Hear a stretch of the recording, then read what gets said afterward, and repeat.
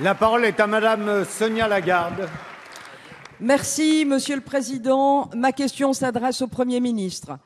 Conformément à l'accord de Nouméa, conclu en 1998 par le gouvernement Jospin, le Congrès de Nouvelle-Calédonie, issu des dernières élections provinciales, décidera de la date à laquelle les Calédoniens se prononceront sur leur avenir. Dans cette perspective, vous avez, Monsieur le Premier ministre, déclaré il y a quelques jours que vous entendiez faire de la Nouvelle-Calédonie une priorité. Vous avez ainsi confié à Alain Krichnart et François Merle une mission d'écoute et d'analyse qui devrait les amener prochainement à rencontrer la société civile ainsi que les responsables politiques calédoniens.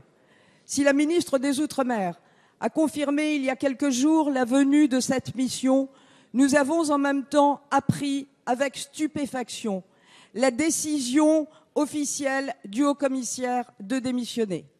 La Nouvelle-Calédonie le regrette, alors que nous avions trouvé chez Jean-Jacques Brault un grand serviteur de l'État, un défenseur vigilant des intérêts de la France et de la Calédonie. Si une large majorité de Calédoniens, toutes communautés confondues, souhaitent rester au sein de la République, c'est à eux seuls et à eux seuls de décider le moment venu. Vous savez combien le dossier calédonien est sensible, complexe et les équilibres très fragiles.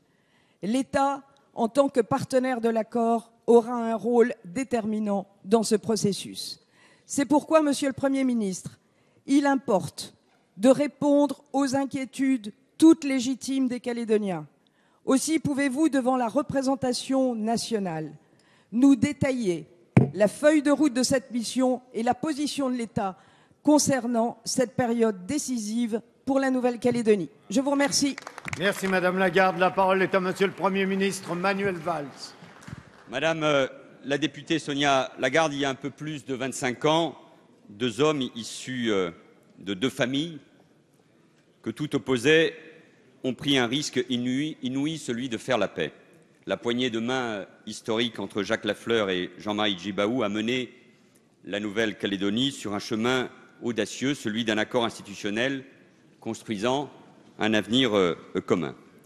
Vous l'avez rappelé, Madame la députée, sous l'autorité du Président de la République, le gouvernement fait de la Nouvelle-Calédonie une priorité. Et c'est pourquoi j'ai confié à deux personnalités d'expérience qui connaissent bien la Nouvelle-Calédonie d'effectuer une mission d'écoute et d'analyse. Jean-François Merle a œuvré pour la réalisation des accords de Matignon. Alain Krichnart a joué un rôle essentiel dans l'accord de Nouméa. L'un et l'autre ont en mémoire l'esprit des accords, cette œuvre de réconciliation exemplaire. Cette mission n'est pas une mission du dialogue comme en 1988. Nous ne sommes heureusement plus au lendemain d'Ouvéa. Il ne s'agit pas non plus d'une mission de négociation comme celle qui, en 1998, avait permis la conclusion de l'accord de Nouméa. Le contexte et le cadre juridique sont là, bien sûr, différents. Il s'agit tout simplement d'une mission d'écoute des partenaires locaux et de conseil au gouvernement. L'État, en effet, doit se préparer pour jouer pleinement son rôle de partenaire. Et chacun sait bien que la consultation prévue par l'accord de Nouméa a besoin d'être préparée et travaillée pour le moment venu. Nos compatriotes de Nouvelle-Calédonie puissent choisir leur avenir librement et en toute connaissance de cause.